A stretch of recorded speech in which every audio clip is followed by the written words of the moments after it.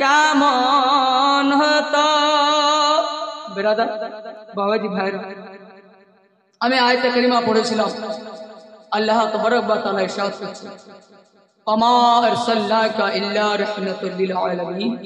এ মাহবুব, এ আমার হাবিব, আমি তোমাকে পাঠাতাম না, কিন্তু কি পাঠিয়েছি সারা জগতের জন্য রহমত করে, দয়া করে, শান্তি করে, মেহরবান করে। জোরে বলুন সুবহানাল্লাহ। রহমাতুল লিল আলামিন করে। তো ব্রাদার, আমরা যে বেঁচেও আছি, অন্যায় করার পরেও যে বেঁচে আছি, আমার নবীর দয়ার কারণে। জোরে বলবেন, আমার নবীর দয়ার কারণে। তো ব্রাদরানে মিল্লাত ইসলামে আমরা পাপী কম নাই, আগের নবীর উম্মত বোনদের থেকে আমরা পাপী কম নাই।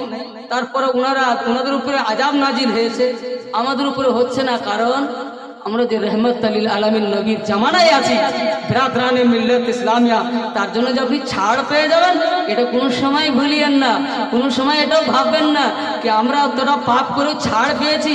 ছাড় পাননি। ইন্না বাতশা রাব্বিকা লাশাদীদ।